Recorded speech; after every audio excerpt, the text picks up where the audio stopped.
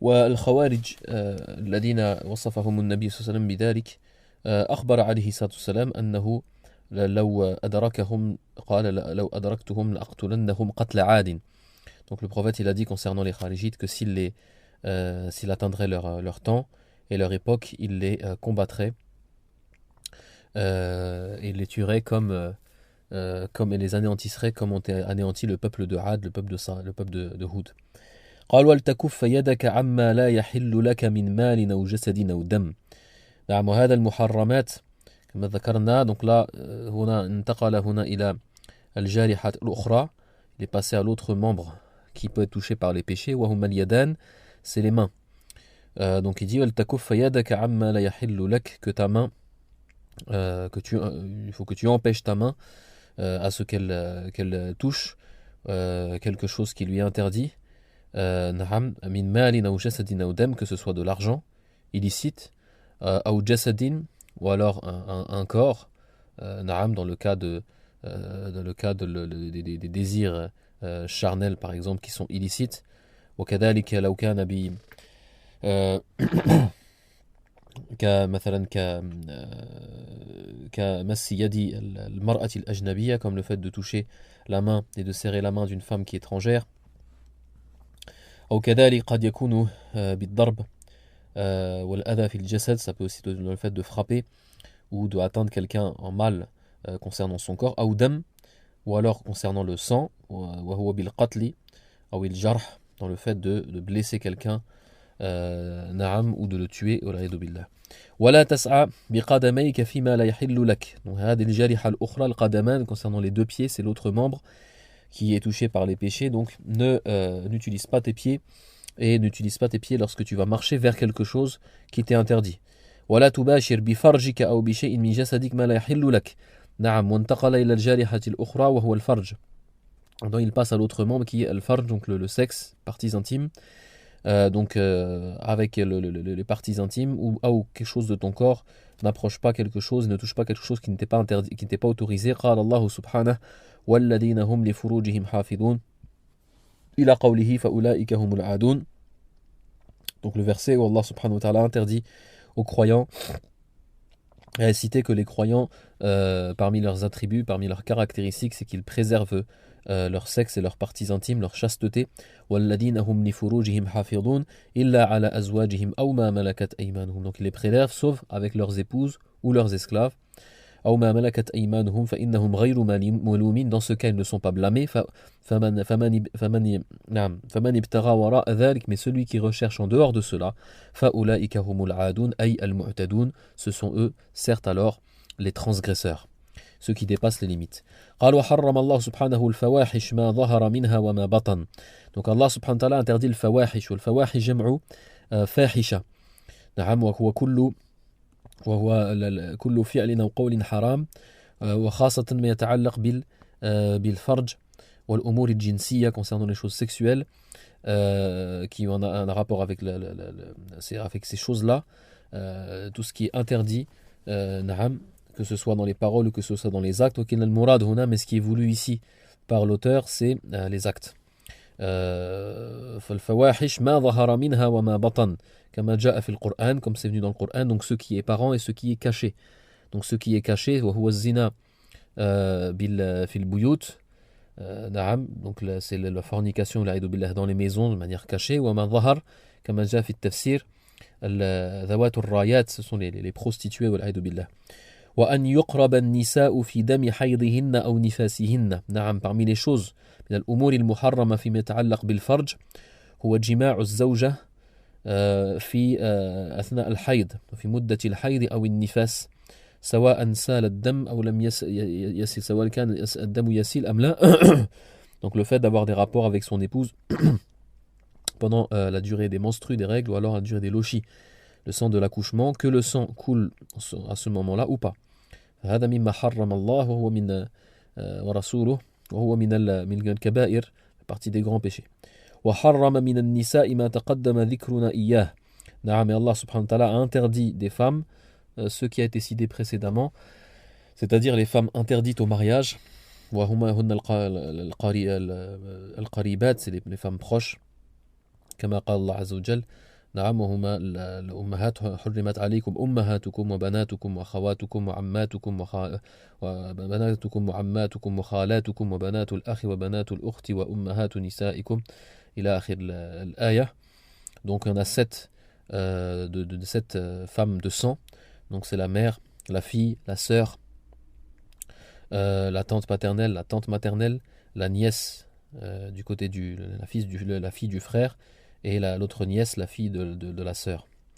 Les mêmes, exactement les mêmes, walakin min ar-rada', mais dans l'allaitement. Donc par rapport à la femme qui a allaité un enfant, fil hawlayn, dans les 2 premières années, walam yuftam, alors que ce jeune bébé n'a pas été encore sevré. Donc dans ce cas-là, al-rada'a, on a mis al-maja'a, comme qala le Nabi sallallahu alayhi wa sallam, dans ce cas-là, al-rada'a, l'allaitement est utile pour le bébé. Donc dans ce cas-là, fahuwa ar-rada' yuharrim, l'allaitement va interdire et va créer des liens de parenté. Donc al-hadihi allati al-murdi'a, la femme qui allaite, al-murdi'a, la nourrice donc, devient une mère de lait. Min ar-rada'a, ça devient la mère de lait. Wa zawjuha alladhi yata'uha athna'a hadha ar-rada'a, et son mari, le mari de cette femme qui a des rapports donc avec elle alors qu'elle allaite le bébé, fahuwa abuhu, et abu hadha ar-radi' mina ar-rada'a, c'est donc le père de lait de cet enfant-là. Donc autour de sa mère et de son père, les différents qarabet vont être les oncles, les tantes, etc. Donc kadalik ikhwatuhu min ar-rada'a, ses frères ou ses sœurs de lait, c'est ceux qui ont allaité de la même mère, que ce soit ses enfants ou que ce ne soit pas ses enfants. نعم.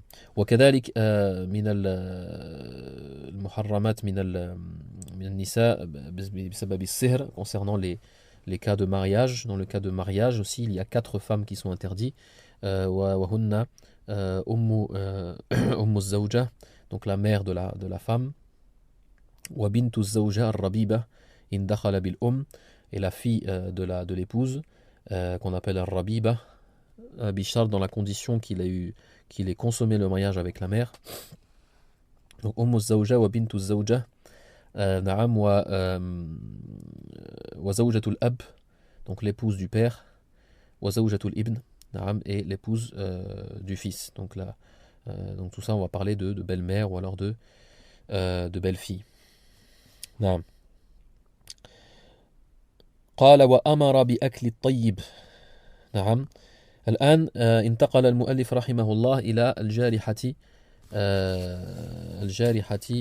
نعم, وهي آخر هذه الجوارح التي تذكرها, donc le dernier de ces membres qui est touché par les péchés. Donc il a fini par cela, وهو البطن, donc c'est le ventre. فلا يجوز لك أن تأكل إلا من الطيب كما قال هنا وأمر بأكل الطيب. Allah a ordonné de manger de ce qu'il y a de tayyib. قال وهو الحلال. Il a expliqué le mot at-tayyib qui est venu dans le Coran. كما قال الله يا أيها الذين آمنوا كلوا من طيبات ما رزقناكم. Donc des choses pures de ce que nous avons octroyé. Et ces choses pures, at-tayyib, c'est traduit et c'est expliqué par les ulama, dans l'imam Ibn Abi Zayd, par al-halal, par les choses licites. فلا يحل لك أن تأكل إلا طيبا. Tu n'as pas le droit de manger que quelque chose de licite. ولا تلبس إلا طيبا. Et de ne mettre comme vêtement que des choses licites. ولا تركب إلا طيبا. Et de monter sur une monture, une voiture ou un moyen de transport qui est à toi simplement quelque chose de licite et de pur. ولا تسكن إلا طيبا. Et de n'habiter dans un logement ou une maison, une habitation simplement qui est aussi pure et halal, qui a été donc acheté ou loué avec de l'argent halal. Donc en fait tout ça, ça va être وهذه الحرمة في الحقيقة, l'interdiction إما أن تكون في عين الثوب أو في عين المأكول. Ça peut être dans la nourriture elle-même, dans la boisson elle-même, ou alors dans le vêtement lui-même, donc s'il est interdit. Donc si c'est par exemple de la viande de porc ou de la viande non halal, ou alors si c'est un habit de soie pour l'homme ou ce genre de choses. نعم. نعم. وكذلك قد يكون إذا كان الثوب أو الطعام مغصوبا. Même chose aussi si le vêtement ou si la nourriture ou si la maison aussi qui est habitée. نعم. وهذا ليس في ذات الشيء. Donc في ذات الشيء, donc la nourriture ou les vêtements, نعم, s'ils sont haram en tant que tels. ثانيا إن كان يعني التحريم في هذه الأشياء, نعم, في سبب التملك, في سبب التملك, dans la cause de la possession. Dans la cause de la possession, فإن كان غصبا, si par exemple c'est des choses qui ont été volées, que ce soit la maison qui a été squattée par exemple, que ce soit un bien qui a été spolié ou ce genre de choses, فهو حرام الانتفاع به, on n'a pas le droit de l'utiliser, la personne n'a pas le droit de l'utiliser. وكذلك إن كان قد اشتري بمال حرام, وهذا المجال واسع جدا, والذي يتكلم فيه العلماء كثيرا من الزهاد وعلماء السلوك. Donc le fait de faire attention aussi de ne pas acheter ce genre de choses, et c'est ça qui est le plus dur, où les gens tombent le plus, non pas dans le vol de ces choses, ou non pas dans les aliments qui sont interdits ou les vêtements, mais dans le fait de les acheter avec de l'argent qui est haram. Donc là ça revient après, ça revient au métier de la personne, ça revient à quelqu'un qui est commerçant, qui ne triche pas, parce que dans ce cas-là une partie de son argent va être haram, ou ce genre de choses. Donc là c'est plus compliqué. وتستعمل سائر ما تنتفع به طيبا. Donc voilà, après le gros problème avec le fait d'avoir un métier qui est dans le haram, ou alors d'avoir de l'argent qui est haram, c'est que tout ce que tu vas acheter, que ce soit de la nourriture, que ce soit des vêtements, etc., ça va être dans le haram. Wallahu tayyibun la yaqbalu illa tayyiban, comme il est venu dans le hadith, Allah il est pur et il n'accepte que ce qui est pur. Donc كما قال النبي صلى الله عليه وسلم في الحديث, نعم, نعم, يقول أشعث أغبر يقول يا رب يا رب.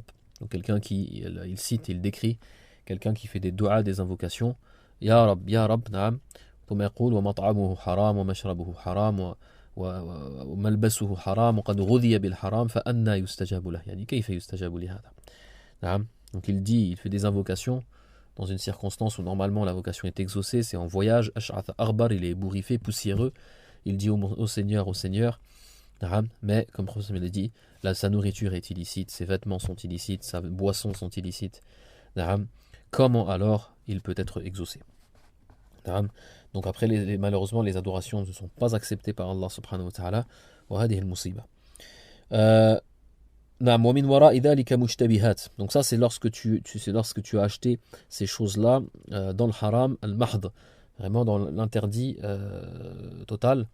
وهذا إذا كان المال يعني من محض الحرام, si par exemple l'argent est totalement haram, dans le cas par exemple des gens qui travaillent dans les banques ou qui travaillent dans les assurances, ça c'est quelque chose qui est très très répandu malheureusement chez les musulmans, et l'argent est totalement haram dans ces deux domaines. Et là dans ce cas-là, si tout ton argent est haram, donc même si par exemple tu connais quelqu'un qui travaille dans ce genre de domaine, tout son argent est haram, فلا يحل لك أن تأكل عنده, tu ne pourras pas manger chez lui, tu n'auras pas le droit de manger chez lui, ولا أن تقبل هديته, ou d'accepter un cadeau de sa part. هذا عند جمهور العلماء, ça c'est chez la majorité des savants qui disent cela. أما إن كان المال مختلطا بين الحلال والحرام, si maintenant l'argent est mélangé entre le licite et l'illicite, فهو شيء آخر, là c'est autre chose. نعم, فإن كان أقله حرام, si la minorité de l'argent et la plus faible quantité est interdite, et والأغلب حلال, le maximum c'est le plus est licite, فحينئذ يجوز أكله, dans ce cas-là on a le droit de le manger, ولكن الورع تركه, c'est toujours préférable de délaisser ce qu'on appelle المشتبهات, les choses douteuses. وإن كان متساويين, si le haram et le halal, l'illicite et le licite dans l'argent sont en même quantité,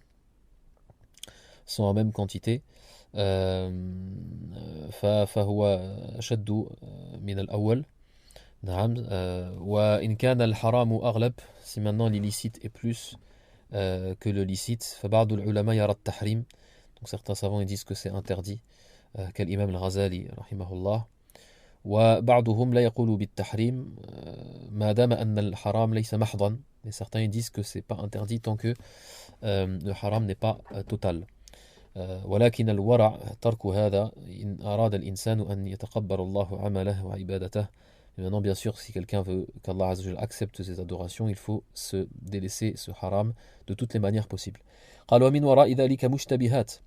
Donc derrière cela, il y a des choses douteuses. Toujours, tu vas retrouver des situations, des contextes où il y a un travail, où il y a certaines choses qui sont haram, ou alors tu ne sais pas si c'est haram ou pas. Enfin, ce qu'on appelle des choses douteuses. وكما جاء في الحديث فمن اتقى الشبهات فقد استبرأ لدينه وعرضه. نعم فمن تركها سلم. Celui qui le délaisse, il est sain et sauf. Voilà. Dans tous les cas, il ne peut pas être blâmé et il ne pourra pas se blâmer. ومن أخذها, par contre celui qui y touche, كان كالراتع يعني كالراعي. Il est comme le berger qui fait paître ses troupeaux. حول الحمى.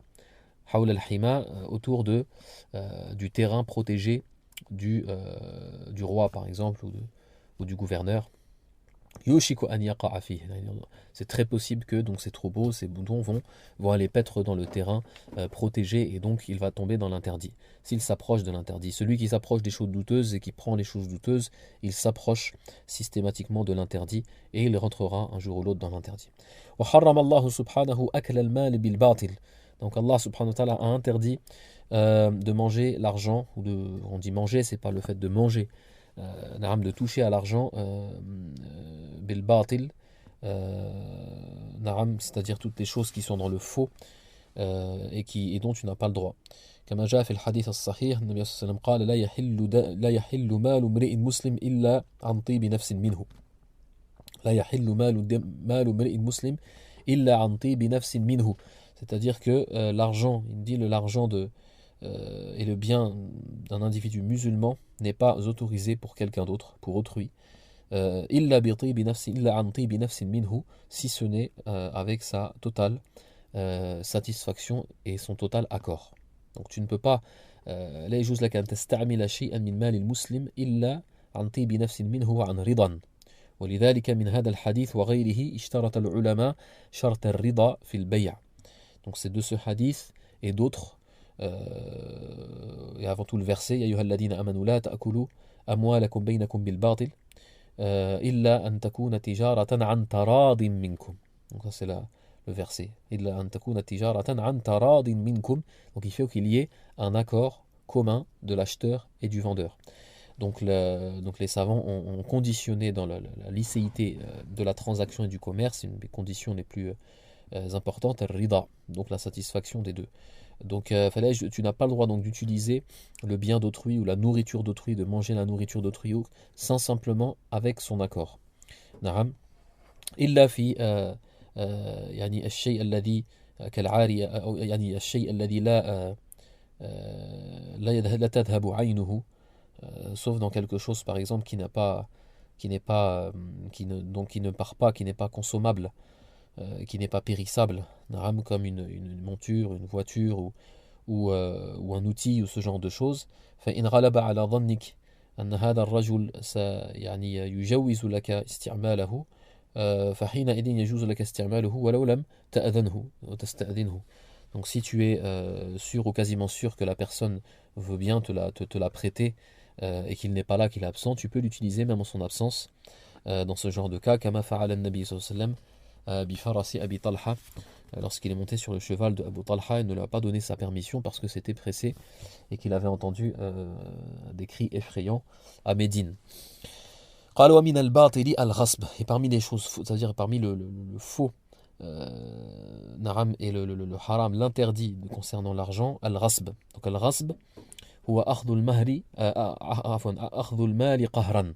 C'est le fait de prendre de l'argent, spolier le bien de quelqu'un qahran, de manière dominante, en le dominant. Ça veut dire que tu ne laisses pas le choix parce que tu es plus fort physiquement ou parce que tu as une autorité sur lui, tu lui prends son argent.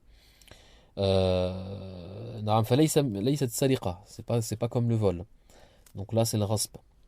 والغصب من الكبائر, le ghasb ça fait partie des grands péchés. والعياذ بالله وله أحكام كثيرة. والتعدي هو التصرف في ملك الغير بغير إذنه. التعدي هو التصرف في ملك الغير بغير إذنه. C'est le fait c'est la transgression, c'est le fait quoi d'utiliser le bien de quelqu'un sans sa permission. نعم فهذا لا يجوز. والخيانة, الخيانة c'est la tromperie. نعم, c'est la tromperie. وهو كما ذكر العلماء هو أن تأخذ مال الغير من مكان أذنت أو أن يأخذ الإنسان مال الغير من مكان أذن له في الدخول فيه. Donc le fait que quelqu'un par exemple vole, parce qu'en français on n'a que cette traduction, vole c'est-à-dire prenne sans l'autorisation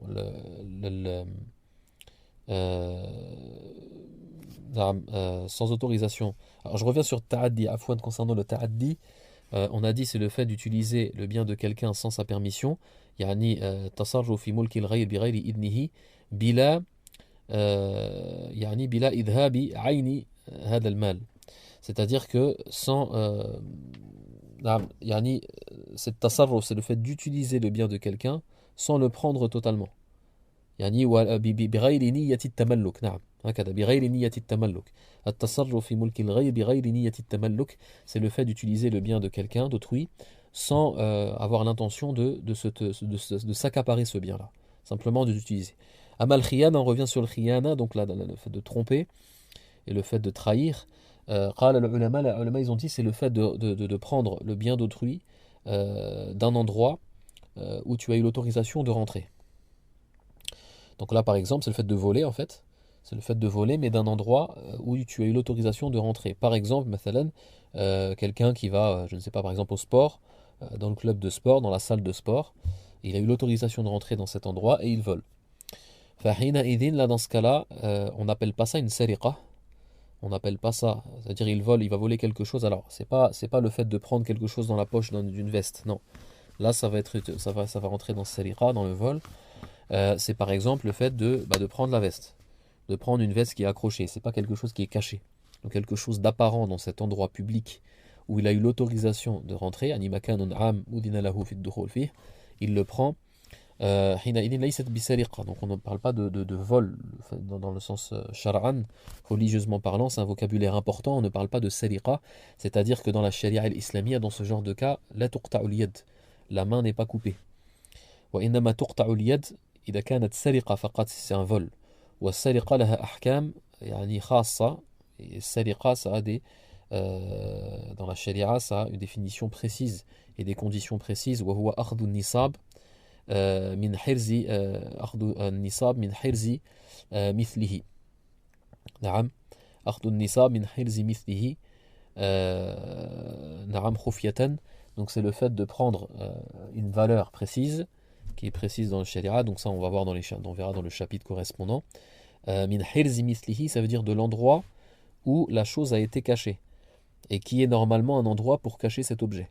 Donc par exemple, le fait de voler de l'argent, par exemple, qui est dans un coffre-fort, ou alors le fait de voler un vêtement qui est dans une armoire, fermée ou non fermée, le fait de voler de l'argent qui est dans la poche d'un vêtement, parce que la poche c'est considéré comme un hirz.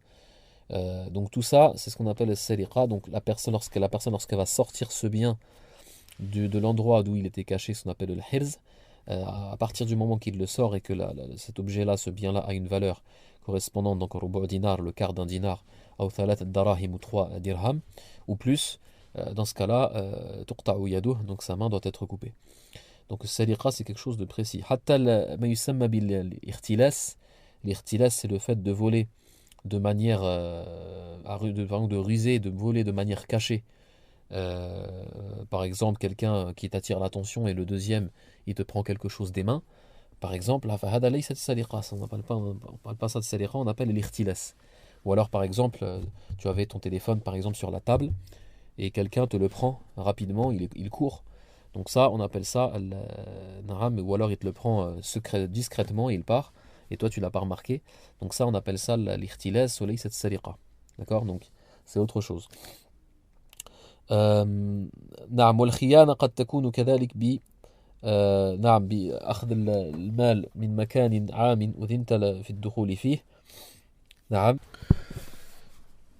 نعم فالخيانة كذلك هو تصرف الأمين أو أخذ الأمين من الأمانة التي أؤتمن عليها. Donc quelqu'un par exemple, tu lui ce qu'on appelle le wadi'a, Tu lui donnes quelque chose, tu lui demandes de préserver quelque chose, que ce soit de l'argent, des bijoux, quelque chose de valeur. Donc il va l'utiliser ou il va le dépenser sans ta permission. Des khiyana, c'est ton prix dans la chose. Riba, riba donc l'usure. طبعا الربا هو من كبائر الذنوب بل فعل الربا هو من كبائر الذنوب بل من السبع الموبقات, ça fait partie des très grands péchés, même des 7 péchés capitaux. أكل الربا, donc le fait de manger l'usure.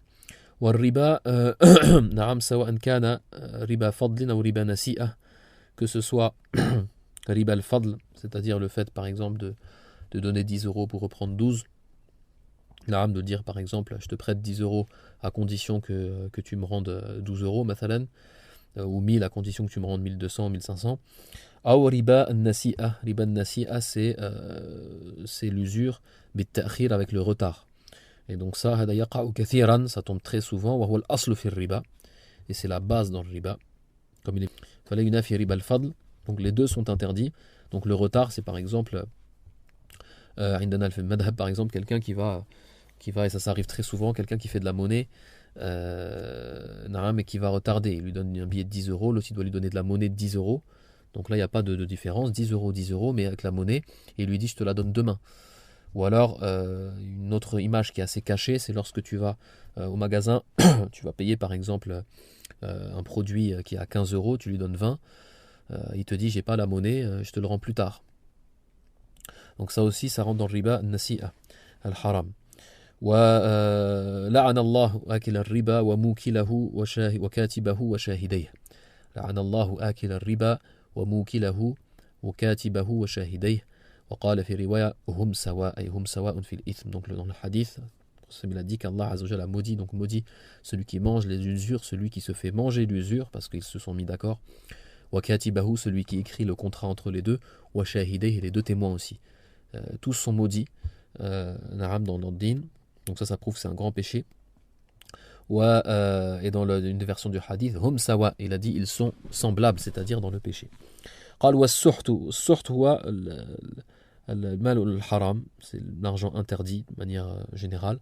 نعم, وبعض العلماء وبعض شراح الكتاب, certains savants qui ont expliqué le livre ont expliqué كلمة السحت بالرشوة, en l'expliquant en disant que c'est suht dans le sens de rishwa, c'est-à-dire les pots de vin.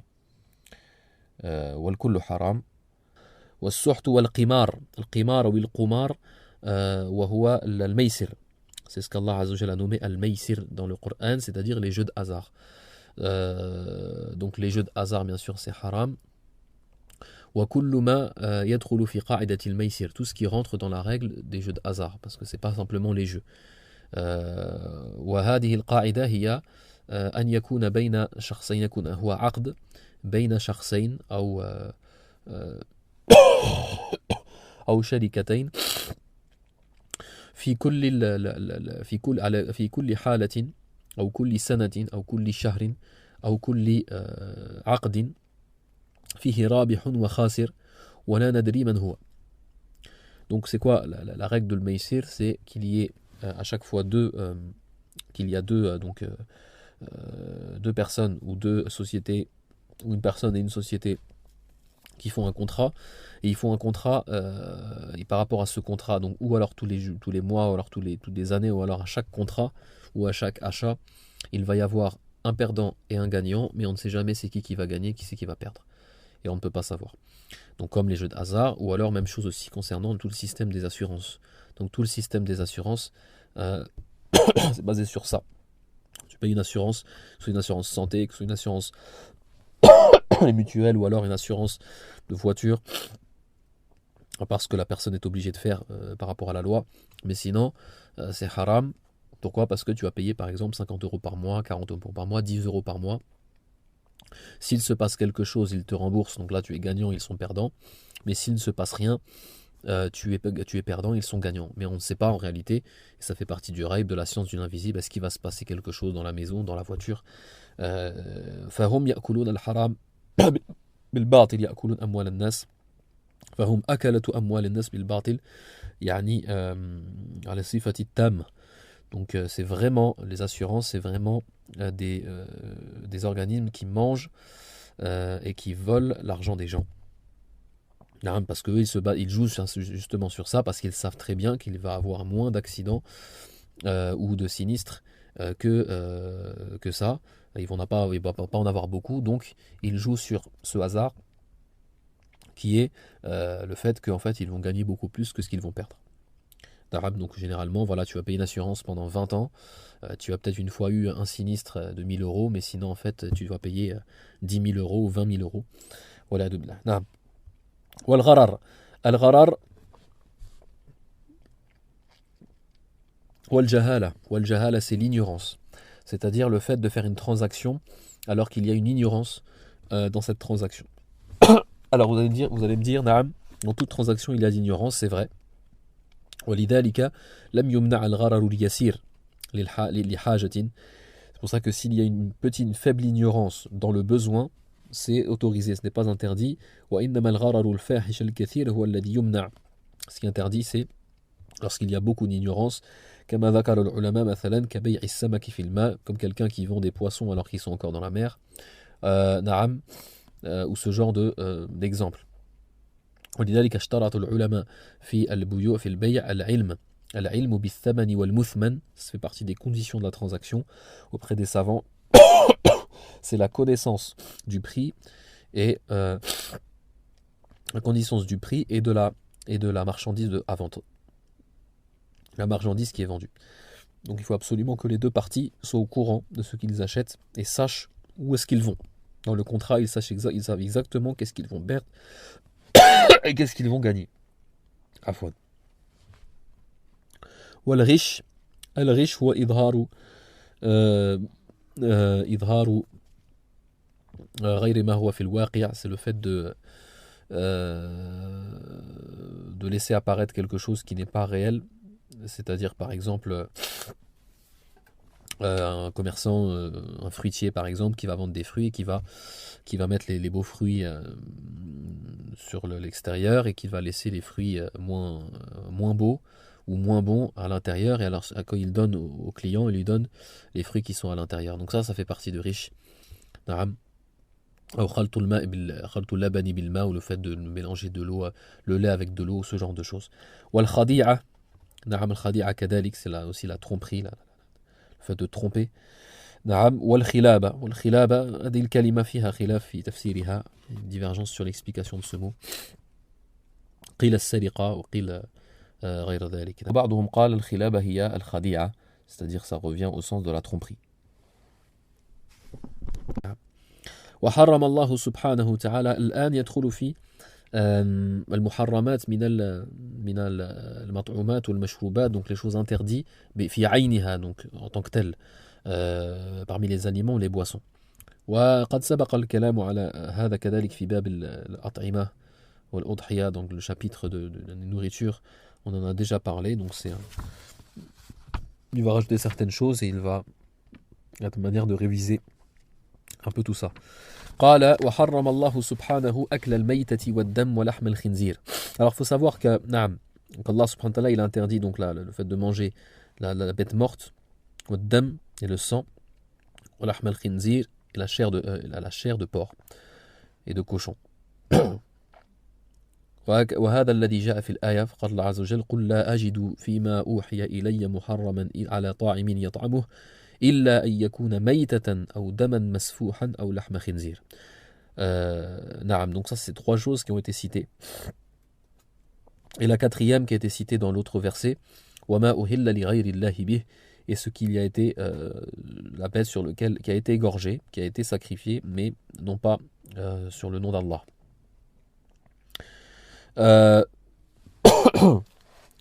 Donc c'est-à-dire a été égorgé pour une idole ou pour ce genre de choses.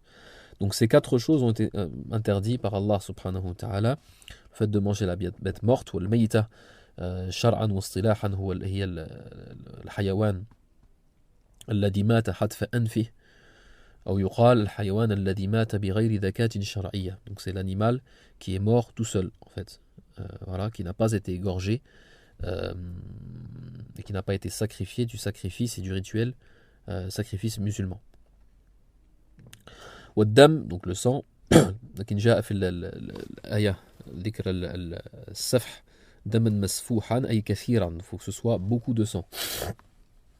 والدم الذي يخرج من الذبيحة, donc c'est le sang qui va sortir de la bête égorgée, donc ça va être une grande quantité. هذا هو الممنوع والحرام, c'est ça qui est interdit. أما الدم الذي يكون الذي يبقى في العروق, c'est-à-dire même après que le sang, la bête se vide de son sang, et qu'ensuite dans la viande tu vas retrouver encore du sang qui sont encore dans les veines, qui n'est pas sorti, فهذا لا حرج فيه, ça c'est pas interdit. ولحم الخنزير, donc la chair de porc, وكل ما في الخنزير حرام, tout ce qu'il y a dans le porc est interdit. Donc c'est 4 choses. في الحقيقة, lorsqu'on regarde ce qu'Allah Azza wa Jalla a interdit, المحرمات في الأكل أو الشرب, tout ce qui est interdit, que ce soit ce qui est mangeable ou buvable. فأولا ما كان فيه الضرر, premièrement les choses qui sont nocives pour la santé, كالطعام المسموم أو النبات المسموم, comme des plantes empoisonnées par exemple, ou des animaux empoisonnés, ce genre de choses. فما كان فيه الضرر فهو حرام, lorsque c'est nocif, et c'est clair que c'est nocif, il n'y a pas de doute que c'est nocif pour l'être humain, ça va être haram, interdit. ثانيا وهذا يتعلق هو في المشروبات وقد يكون كذلك في الجمادات, donc à la base c'est pour les boissons, mais ça peut être aussi sur les plantes. ما كان مسكرا, ce qui enivre, donc tout ce qui enivre, وثبتت فيه مادة الإسكار فهو حرام, là ça va être interdit et illicite. وثالثا, troisièmement, النجس أو النجاسة, Allah Azza wa Jalla il interdit quoi? Il interdit l'impureté. Il interdit de manger ou de consommer tout ce qui est impur. Que ce soit des choses qui ne sont pas mangeables à la base ou des choses qui sont mangeables. Et dans les choses qui sont mangeables, الشيء النجس في الأصل هو الدم. Ce qui est impur à la base, c'est quoi? C'est الدم, c'est le sang. Et c'est par rapport au sang qu'a été interdit al-mayta, la bête morte. Parce que la bête morte, c'est une bête qui n'a pas été égorgée. Donc le sang, le mauvais sang, tout ça n'est pas sorti de cette bête-là. Et donc il va se coaguler dans l'animal, et ça va devenir najis, et ça va devenir aussi nocif. Najis et dar, ça va être nocif et ça va être impur. Al-khinzir, الخنزير نعم الخنزير هو بعد موته بموته, à partir du moment qu'il meurt, فهو نجس كله, il devient impur lui de manière tout cet animal, le cochon, le porc devient impur, comme c'est le cas de tous les animaux qui sont interdits. نعم وتحريم الخنزير, le fait que le cochon ou le porc a été interdit, certains savants ont dit c'est comme ça, c'est Allah qui nous a interdit. Donc en réalité c'est sûr qu'il y a plein de sagesse dans l'interdiction du porc.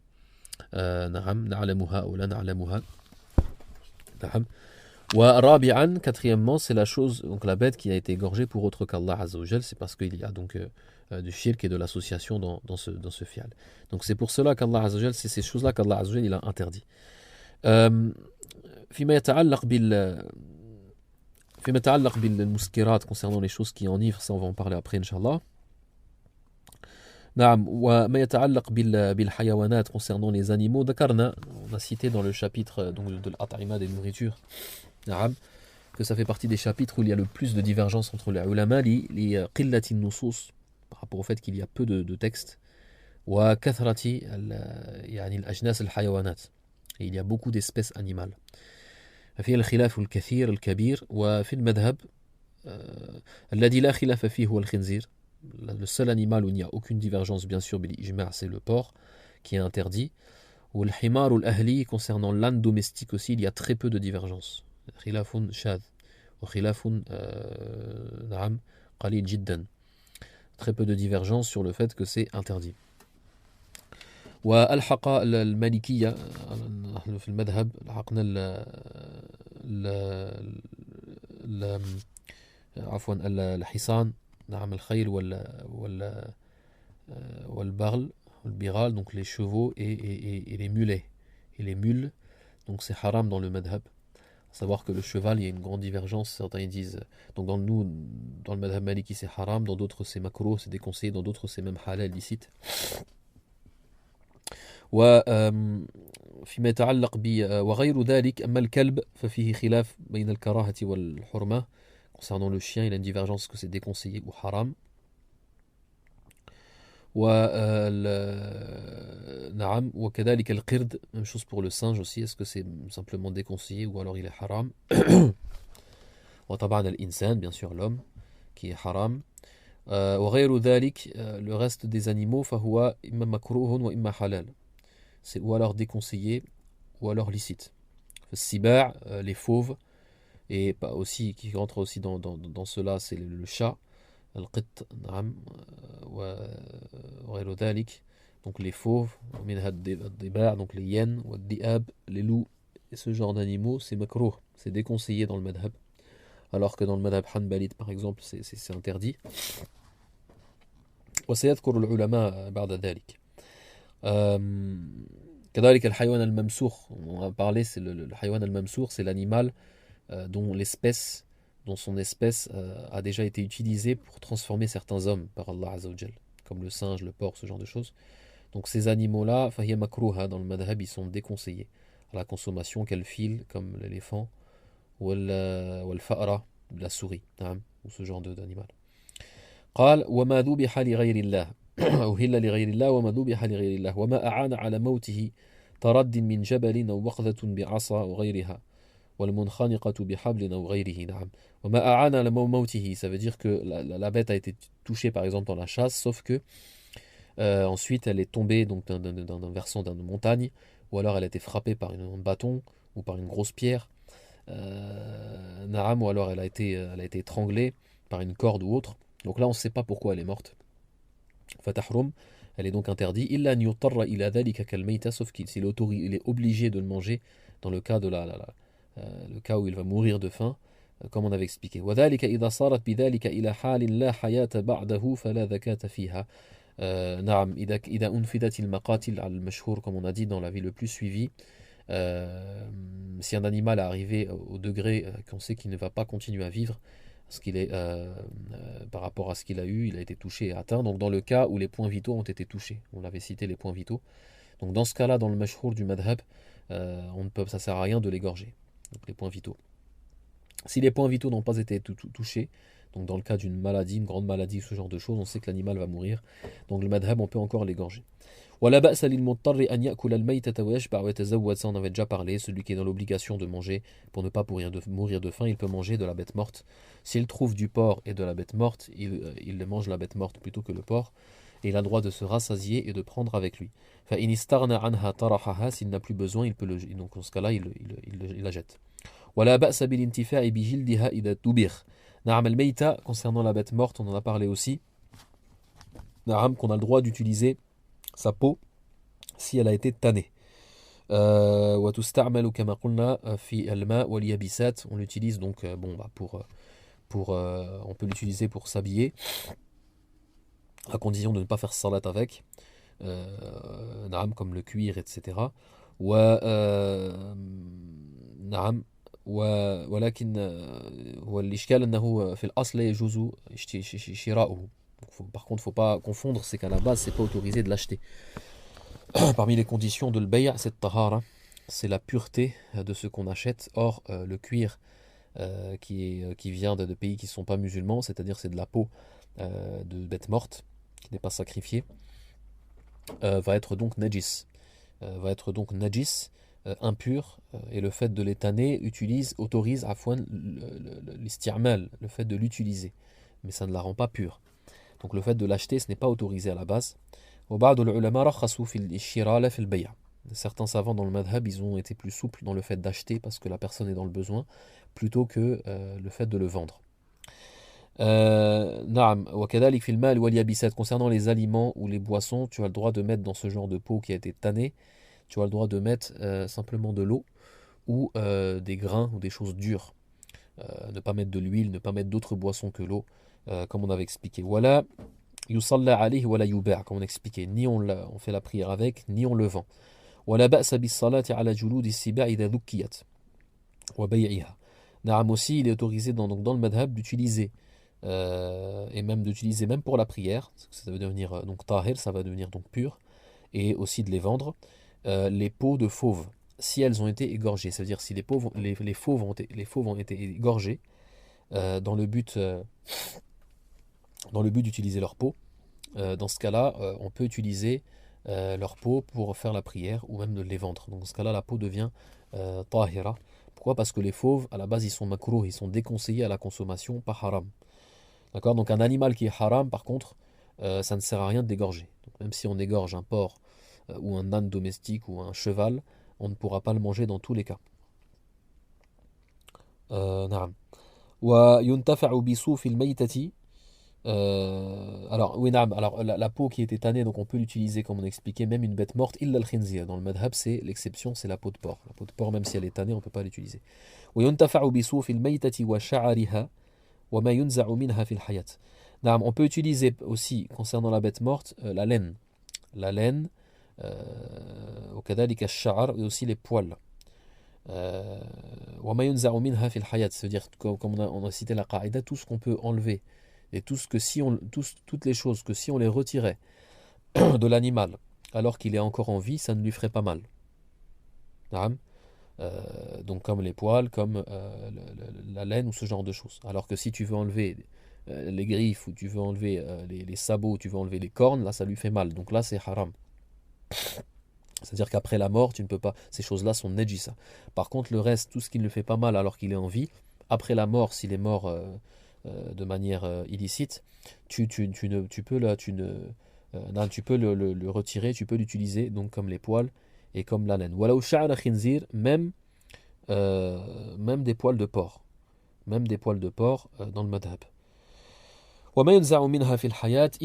Donc la seule exception c'est le lait, parce que le lait tu peux le retirer pendant des mamelles lorsque l'animal est en vie, ça ne lui fait pas mal, mais le lait qui est encore dans la bête morte et devient najis, devient impur. وأحب إلينا أن يغسل وهو قول ابن حبيب قول عبد الملك بن حبيب نعم il a dit que c'était préférable quand même de laver les poils de la bête morte نعم les poils de la bête morte de peur que ça a été dans le cas où on a un doute est-ce que ça a été touché par des najasa parce que les poils ils s'accrochent quelquefois ils ont le bulbe peut retirer des choses de la peau ou ce genre de choses.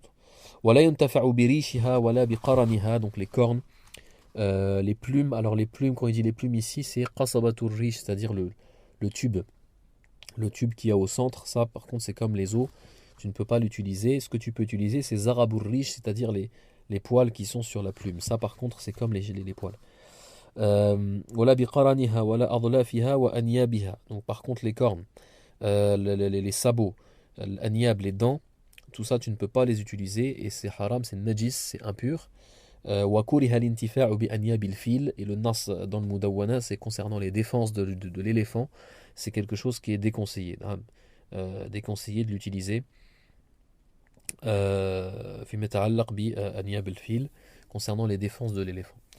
وكل شيء من الخنزير حرام وقد أرخص في الانتفاع بشعره. Donc comme on a dit, toute chose dans le porc est illicite.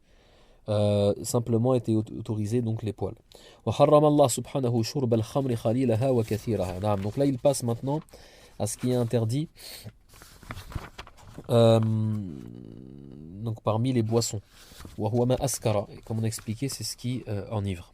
Donc tout ce qui est enivre parmi les boissons, toutes les boissons enivrantes, boissons alcoolisées, sont haram. سواء كان من العنب أو من غيرها من الثمار, que ce soit fait à partir de vin ou autre chose, des autres fruits. خلافا للأحناف, contrairement aux Hanafites, فهم يجوزون قليل الشراب المسكر إذا كان بغير العنب مصنوع بغير العنب. Donc les Hanafites ils autorisent de consommer un petit peu, ça veut dire une quantité qui ne rend pas ivre, d'une boisson enivrante qui n'est pas fait à partir de raisin. Parce que pour eux, ils voient que le khamr, ils voient que le vin qui est interdit, c'est le vin qui est fait à partir de raisin.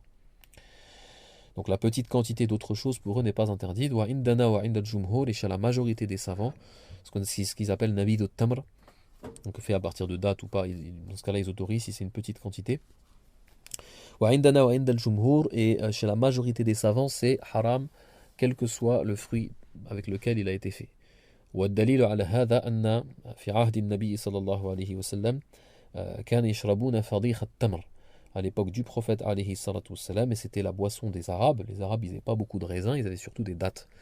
Donc ils faisaient de la boisson alcoolisée à partir de dattes, et comme dans le hadith de Anas ibn Malik, lorsque le verset de l'interdiction du vin est descendu, c'est lui qui servait Abu Talha, son beau-père, et les autres sahaba parmi les grands compagnons, de la boisson alcoolisée à partir de dattes, et ils ont tout jeté.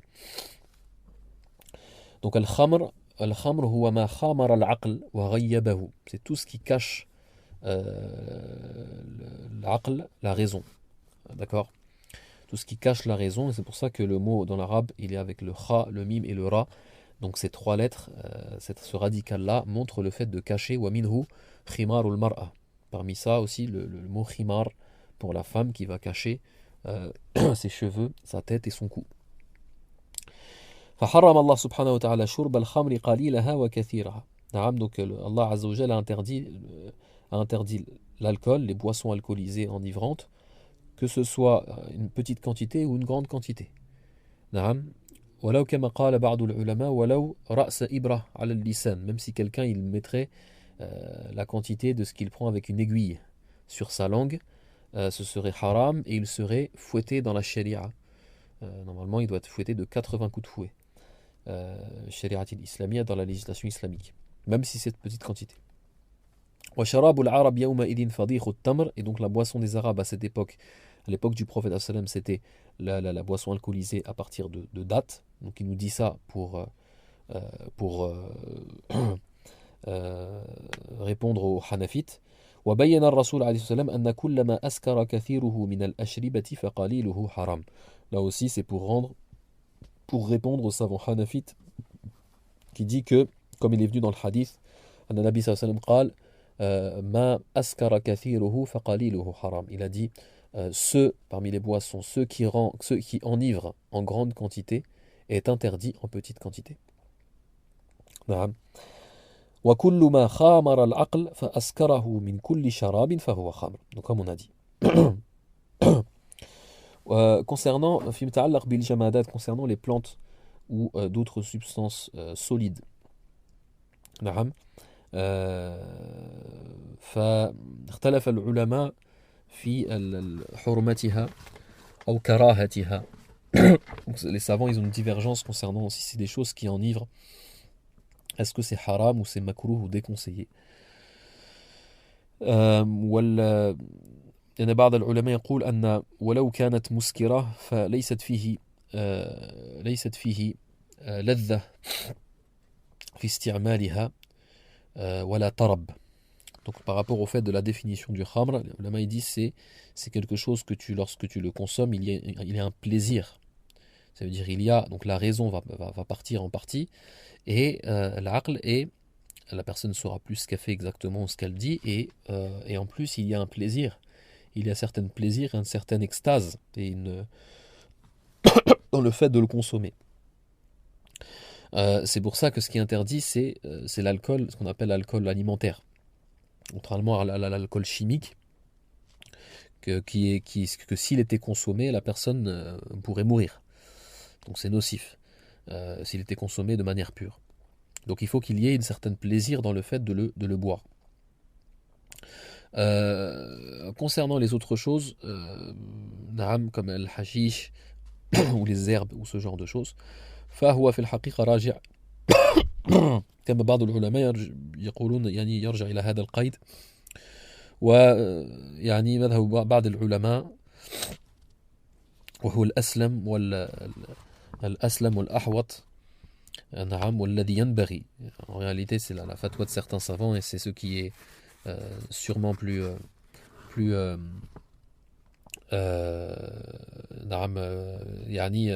qu'il faut dire, et la réponse qu'il faut, c'est que tout ce qui enivre, de manière générale, tout ce qui enivre, que ce soit des boissons ou que ce soit des matières solides ou des plantes, à partir du moment que ça enivre. Et généralement, ces choses-là, il y a un plaisir lorsqu'elles sont utilisées, et une certaine extase, et une euphorie. Ça va être haram. Ça va être haram. Wahada, donc il ne faut pas douter sur ce genre de fatwa, mais simplement c'était pour citer. Concernant cela, concernant les choses qui enivrent et les boissons alcoolisées, alors il faut comprendre que les ulama, ils ont pour bien expliquer la chose, حتى نوضح الأمر العلماء فرقوا نعم وقسموا الأشياء التي تغيب العقل.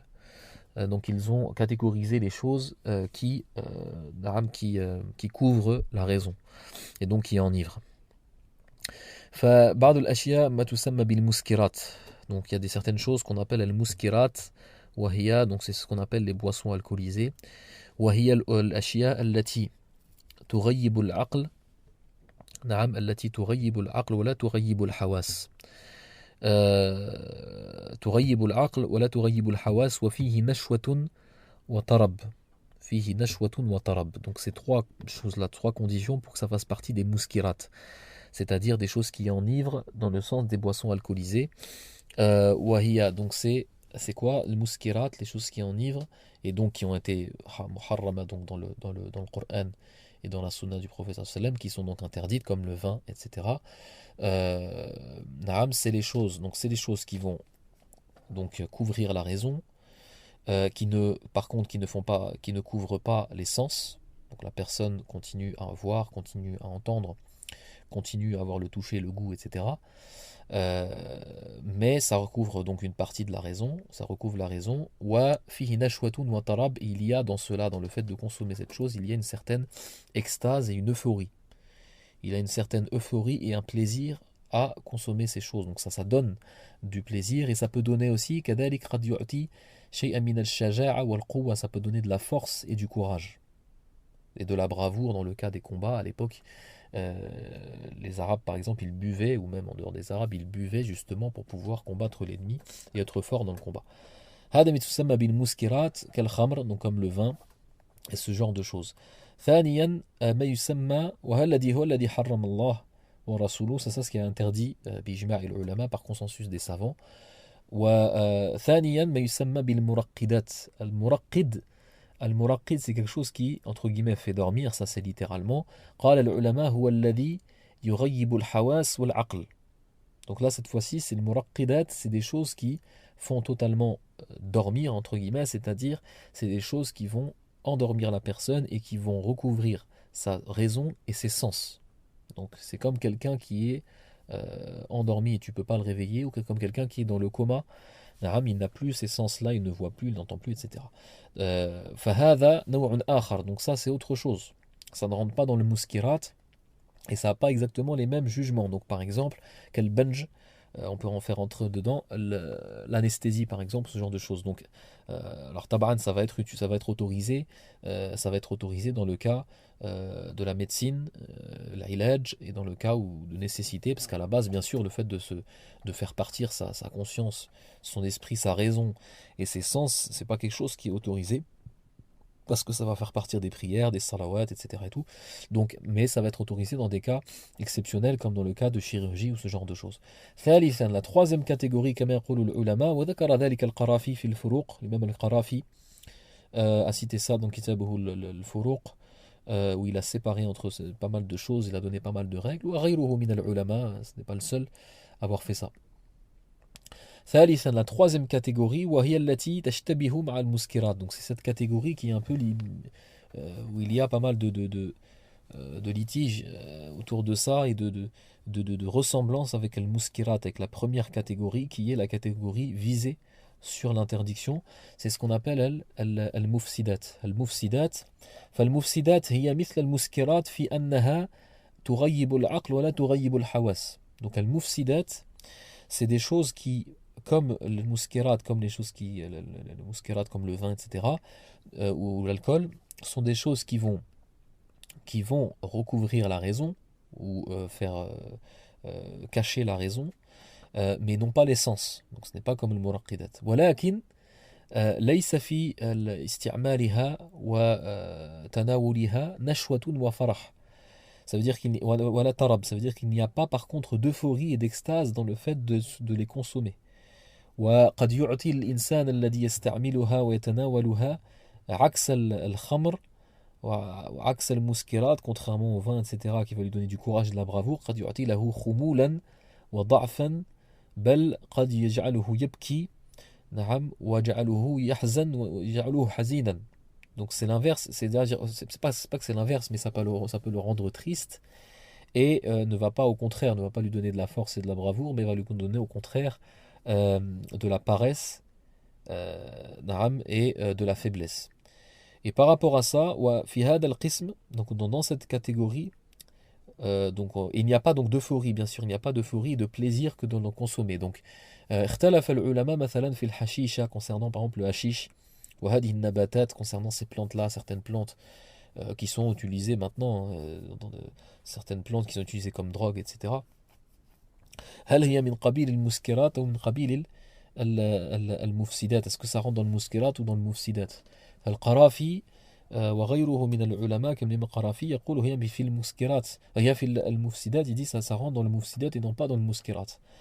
وبعض العلماء كشيخ الإسلام تيمية والإمام الزركشي وكذلك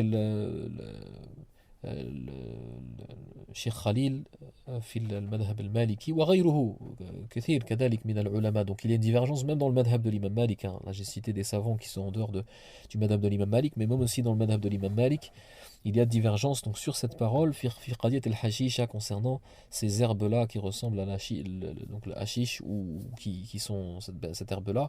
Est-ce que ça rentre dans le muskirat ou dans le mufsidat? Donc c'est autour du fait justement, est-ce que ça amène de l'euphorie ou pas, de l'extase. Donc autour de ça on va avoir la divergence. Quel est l'intérêt de cette divergence ou le fruit de cette divergence? Ça va être autour de trois choses, trois hukm, trois jugements. جميع العلماء نعم هم متفقون, ça veut dire les consensus des savants, tous sont d'accord. أن الشرب أو تناول أو أكل أي شيء مما يسكر وأن يتناول الكمية التي تسكره وتغيب عقله فهو حرام بالإجماع. Donc les savants ils sont tous d'accord que n'importe quelle substance, qu'elle soit solide, ça veut dire nabat comme des plantes ou de la poudre ou quoi que ce soit, ou qu'elle soit liquide comme du vin ou de l'alcool, n'importe quelle soit cette substance-là, si cette substance est quelque chose qui va enivrer, que c'est haram, que c'est interdit, donc par consensus des savants, que de prendre une quantité et de boire une quantité qui va l'enivrer, et donc qui va faire partir une partie de ce qui va couvrir sa raison. Donc ça c'est haram, s'il prend une quantité qui va l'enivrer. Al-khilaf, la divergence, autour justement que ça fait partie des muskirat et ou des mufsidat, c'est que le muskirat, c'est ça qui sont venus les nusus, les textes, comme quoi? Sur trois choses, trois jugements. Awalan al-had, le châtiment corporel lié à ça, c'est 80 coups de fouet dans la sharia, pour celui qui a consommé donc du vin, et c'est-à-dire qui a consommé les muskirat. Donc dans le cas de l'hashish, etc., on ne sait pas, voilà, quand ça le hashish, alors le hashish, non, il y aura, c'est pas que le had il rentre pas là-dedans, mais le khilaf il va être autour de ça. Ce que je veux dire, c'est que ces trois jugements-là, les trois jugements que je vais citer, c'est la différence entre le muskirat et le reste des choses. Concernant le hashisha, l'adri fima ta'allaq bil had, concernant le châtiment corporel, je ne sais pas, certains savants ont dit que il y aura un châtiment corporel comme le vin dans le fait de le consommer. Lakin al kulli hal, pour les deux autres jugements, wa huwa, donc idan al had, thaniyan an najasa, l'impureté. Le vin et l'alcool, c'est quelque chose qui est impur auprès de la majorité des savants. Donc voilà, al-muskirat, c'est des choses qui sont impures. Si tu le touches, si ça touche tes vêtements, ça touche ton corps, etc., tu ne pourras pas faire salat avec. Alors que le mufsidat, comme les herbes ou ce genre de choses, ce n'est pas impur. Ce n'est pas impur, donc si ça touche tes vêtements ou ton corps, ce n'est pas grave. Et troisièmement, hurmatul qalil. Hurmatul qalil, c'est-à-dire l'interdiction d'en prendre une petite quantité, de manger ou de consommer une petite quantité de cette chose. Mimma la yuaddi ila sukr wa la yuskir, Donc ça veut dire voilà yufsidul aql, ça veut dire euh, une petite quantité qui de manière certaine n'enivrerait pas la personne et ne recouvrerait pas sa raison. Donc autour de ça le khilaf, donc certains savants comme certains savants le khilaf est autour de ça surtout, c'est par rapport à Hurmat al-Qalil, le fait d'interdire la petite quantité. Donc certains savants ils ont dit na'am, ils ont dit c'est interdit par exemple d'utiliser, de consommer un petit peu d'herbe comme le hashish ou ce genre de choses. Et certains savants ils ont dit c'est autorisé, ou yabqa, ou autorisé dans le sens que c'est makruh, que c'est déconseillé. Enfin, annahu makruh, que c'est dans le jugement du makruh par rapport à ça. وعلى كل حال ولو قيل بكراهتها, même si on prend l'avis des savants qui disent que c'est makruh, et parce que ça rentre dans les mufsidat et non pas dans les muskirat, d'utiliser, de consommer une petite quantité comme on a expliqué qui n'enivre pas, dans la condition que ça n'enivre pas, فهو كما يقول بعض العلماء هذه فتوى يعني لابد أن تخفى على أراضي الناس وفسقتهم, ça veut dire que c'est une fatwa qu'il faut cacher, qu'il ne faut pas dire de manière ouverte, surtout à ceux qui ne sont pas, qui sont loin de la religion et qui seraient prêts à consommer ce genre de choses qui peuvent être dangereux. وفي هذا الزمان, dans cette époque, ce qu'on appelle الكحول الموجود في الأدوية مثلا par exemple, والكريمات sur les crèmes ou dans les crèmes ou dans les médicaments, généralement l'alcool, alors faut voir parce que les deux, concernant les alcools qui sont utilisés, quelquefois c'est de l'alcool chimique et quelquefois c'est de l'alcool alimentaire. Donc l'alcool alimentaire comme l'éthanol ou l'alcool éthylique, c'est de l'alcool alimentaire qui est consommé et c'est celui-là que les gens boivent. Alors, يبقى عندي التوقف, il y a un doute que j'ai autour du fait بعض العلماء, certains savants contemporains, ils disent que l'alcool alimentaire, qui est exemple l'alcool alimentaire, c'est-à-dire comme l'éthanol ou l'alcool éthylique, c'est celui qui est trouvable dans la parfumerie, qui est dans les parfums, etc. Les parfums de grande marque, etc. فبعض العلماء يقول أنه نجس وبعضهم يقول ليس بنجس. Donc certains disent c'est impur et d'autres disent c'est pas impur. Par rapport au fait, alors à la base c'est un alcool alimentaire, donc c'est celui qui est consommé. Donc si c'est celui qui est consommé qui enivre, ça rentre dans le muskirat. Et donc les trois jugements qui sont donc tu n'as pas le droit de consommer une petite quantité, tu n'as pas le droit de le boire, et tu n'as pas le droit, bon, on va pas boire du parfum bien sûr, et tu n'as pas le droit, mais aussi c'est najis, c'est impur. Donc ça veut dire que tu n'aurais pas le droit de le mettre sur toi et ensuite de faire la prière. Ou même de le mettre sur toi mutlaqan, parce que le musulman n'a pas le droit de se mettre des impuretés sur son corps ou sur ses vêtements. Naam. وبعض العلماء من المعاصرين, certains savants contemporains, يقولون أنه, même si c'est de l'alcool alimentaire, mais c'est une partie du khamr, c'est une partie de la boisson alcoolisée, ce n'est pas en matière, ce n'est pas totalement la boisson alcoolisée, c'est mélangé avec d'autres choses. Et par rapport à ça, يفرقون, par rapport à ça, ils font la distinction entre tanawuluhu wa akluhu wa shurbuhu, ça veut dire qu'ils font la distinction entre le fait de le boire, donc ils disent c'est interdit de le boire, parce que ça de manière générale, le fait de boire le khamr, le vin ou des boissons alcoolisées, ولو قليلا, comme le prophète il a dit, on avait cité le hadith auparavant, قال ما أسكر كثيره فقليله حرام, ce qui enivre avec de grandes quantités est interdit en petite quantité. ولكن يقولون أنه يجوز تعاطيه في ظاهر الجسد, ils disent par contre par rapport au fait que ce n'est pas c'est mélangé à d'autres choses pour que ce soit une boisson alcoolisée et que l'alcool alimentaire trouvable dans certains produits n'est pas la boisson alcoolisée en tant que telle, par rapport à ça ils autorisent le fait de l'utiliser sur les vêtements ou sur la peau, donc comme parfum par exemple dans le cas des parfums ou autres. Donc de ne pas le faire entrer à l'intérieur du corps, mais de pouvoir l'utiliser sur l'extérieur du corps, par rapport au khilaf, à la divergence des ulama, parce qu'il y a une divergence déjà sur le khamr, déjà sur le vin, où voilà, il n'y a pas de problème, sur les boissons alcoolisées, le vin, est-ce que c'est autorisé de l'utiliser sur l'extérieur de la peau? Donc le mashhour du madhab de l'imam Malik, c'est que c'est interdit, walaw tilan, kama qala Khalil, lakin ba'd al-ulama yujiz, certains savants ils autorisent de tadawi, donc après bien sûr c'est dans le sens de dans dans le remède, hein, mais dans le médicament, que de l'utiliser le khamr, on parle du vin bien sûr, sur l'extérieur du corps, c'est-à-dire sur la peau, mais en aucun cas là par contre il n'y a aucune divergence sur le fait bien sûr de boire du vin. Amma al-kuhul al-kimyawi, concernant l'alcool chimique qu'on peut trouver, donc l'alcool qui n'est pas alimentaire, mais l'alcool chimique qui est trouvable dans certains médicaments ou des crèmes, etc. فهذا لا يدخل في المسكرات البتة, ça bien sûr ça ne rentre pas dans la catégorie des muskirat, mais dans la catégorie des sûrement des muraqqidat plutôt. Wallahu alam, dans d'autres catégories. Donc par rapport à ça, فهو الغير نجس, ce n'est pas quelque chose d'impur. ويجوز الشرب القليل الذي لا يسكر, et c'est autorisé de consommer une petite quantité qui n'enivre pas. Donc si c'est dans des médicaments, si on est sûr que c'est de l'alcool chimique, alors ibar del ulama par rapport à l'avis de savants qui ont dit ça, donc c'est autorisé donc de le consommer si c'est en petite quantité et que ça n'enivre pas, et de le mettre sur la peau, etc. Parce que c'est de l'alcool chimique, non pas de l'alcool alimentaire, et ça ne rentre en aucun cas dans la catégorie des muskirat, et donc ce n'est pas impur et qu'on peut faire la prière avec. Wallahu ta'ala a'lam. نعم.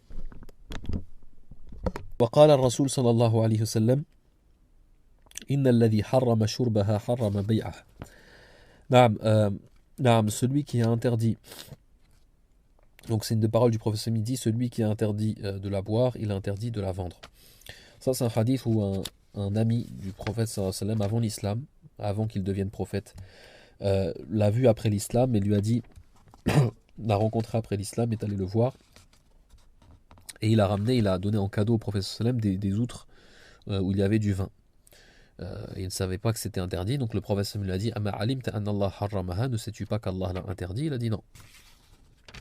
Et là il y a quelqu'un qui était proche de cet homme-là, qui lui a dit un secret à l'oreille devant le prophète sallallahu alayhi wa sallam. Le prophète a compris qu'il était en train de lui indiquer le fait de les vendre dans ce cas-là. Et le prophète a alors dit, celui qui a interdit de les boire a interdit de les vendre. Donc lorsque quelque chose est interdit à la consommation, ou interdit mutlaqan dans la sharia, c'est interdit, toutes les transactions sont interdites par rapport à cette chose-là. Parce que c'est interdit, l'i'ana ala al-ithm, le fait d'aider au péché, est interdit. Parmi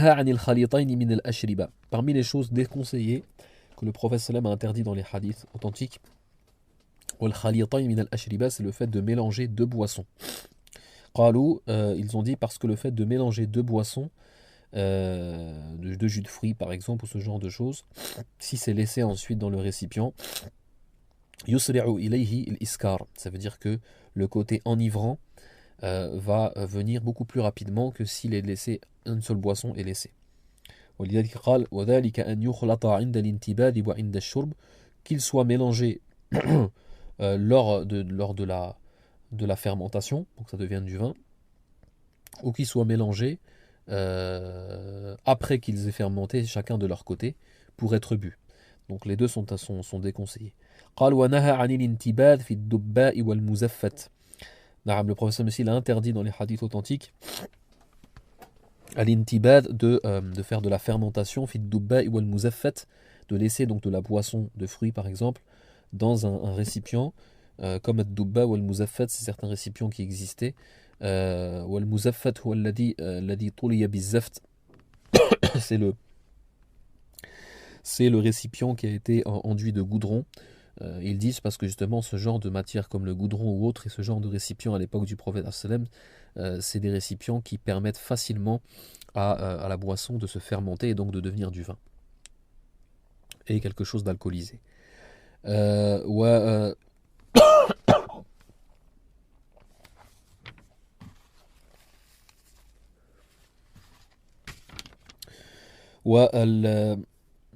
نعم وجاء في الحديث الدباء والمزفت والنقير أو المقير عفوا والحنتم. Donc 4 choses qui sont venues dans le hadith qui sont déconseillées d'utiliser pour ce genre de choses. Donc l'iyu'lam, il faut savoir une chose, c'est qu'en réalité pour former ou fabriquer du vin, de la boisson alcoolisée, donc il faut que la boisson de fruits fermente. Donc reste par exemple, surtout dans un endroit qui est chaud, reste chaud et fermé par exemple dans un récipient, et automatiquement en fait avec la fermentation ça va devenir du vin. Et donc à partir du moment que la boisson devient enivrante, elle devient interdite. Donc c'est ça la cause du jugement, c'est l'iskar. Et ce vin ou cet alcool, lorsque tu le fais encore fermenter, encore fermenté, après ça devient du vinaigre, al-khal. Donc c'est pour ça que tu peux avoir du vinaigre de vin, du vinaigre de betterave, du vinaigre de date, tu peux avoir du vinaigre de toutes sortes d'alcools différentes. قال ونهى عليه السلام عن أكل كل ذي ناب من السباع وعن أكل لحوم الحمر الأهلية. Donc là il revient sur les animaux. Il dit que le prophète sallam a interdit de manger tout animal qui a des crocs avec lesquels il attaque, que ce soit des proies ou que ce soit l'homme, comme les lions, les tigres, ou alors des proies comme les loups et les hyènes. Minas Siba, parmi les fauves, donc on a dit que c'est une interdiction, c'est-à-dire que c'est déconseillé. Wa an akli luhum al-humur al-ahliya, et de manger donc les ânes domestiques, afwan. Donc les ânes domestiques c'est interdit comme on a dit. Wa tahrimuha jaa fi ghazwati Khaybar, l'interdiction est venue dans la mission guerrière de Khaybar. Par contre l'âne sauvage, ce qu'on appelle al-himar ou al-wahshi, l'âne sauvage c'est le zèbre. فهو halal, donc il est licite. ودخل مدخلها لحوم الخيل والبغال, on a dit que dans le madhab de l'imam Malik, les viandes de cheval et de mulet et de mule sont la même chose que les viandes d'âne, c'est haram, parce qu'Allah Azza wa Jalla a dit لقوله تبارك وتعالى لتركبوها وزينة, lorsqu'il a cité ses bienfaits Jalla Jalaluhu aux hommes, il a cité les bestiaux et a montré qu'on pouvait donc indiquer le fait que parmi ce qu'en font les hommes, c'est qu'ils les mangent. Par contre, lorsqu'il a cité les montures, قال والخيل والبغال والحمير, donc les chevaux, les mulets et les ânes, litarkabuha, afin de les monter dessus. Donc c'est des montures. Litarkabuha wazina, et c'est un ornement, c'est-à-dire que lorsque la personne est sur ce genre de monture, il a une plus belle apparence. ولم يذكر الأكل, il n'a pas cité le fait de les manger, فهو إذن حرام. ولا زكاة في شيء منها إلا في الحمر الوحشية. Donc ça ne sert à rien pour ces trois espèces d'animaux, puisqu'elles sont haram, de les égorger. Ça ne sert absolument à rien de les égorger. Donc ça ne va pas pouvoir, on va pas pouvoir utiliser, ça ne va pas rendre purs les peaux, donc on pourra les utiliser comme on a expliqué. Mais on ne pourra rien consommer de cet animal. Wala ba'sa bi akli siba'i at-tayr, contrairement comme on a dit aux espèces qui sont makrouh à déconseiller, comme les fauves, ça sert de les égorger pour utiliser la peau, utiliser et même la vendre et faire la prière avec. Alors que les bêtes mortes et aussi les animaux, ou alors les bêtes mortes qui sont mortes sans égorgement, ou alors les bêtes qui sont haram, qui sont illicites à la consommation et qui ont été égorgées ou pas, dubihat amla, les peaux ne pourront être utilisées que pour les choses de la vie de tous les jours et pour l'eau et les aliments durs, comme on a expliqué. Mais on ne pourra pas faire la prière, on ne pourra pas les vendre. Et concernant la chair, on ne peut pas la manger. ولا بأس بأكل سباع الطير وكل ذي مخلب منها. Et concernant les animaux, les oiseaux prédateurs et les oiseaux de chasse, نعم كالنسر, comme l'aigle, والعقاب, comme le faucon aussi, tous des oiseaux de chasse et de prédateurs, التي هي ذي مخلب له مخالب نعم تصيد بها, qui ont donc des griffes, et avec ces griffes ils peuvent chasser. فهي حلال, dans notre madhab c'est licite, contrairement par exemple au madhab Hanabila où ils interdisent par rapport à un hadith là-dessus, mais dans le madhab c'est licite, il n'y a pas de problème là-dessus.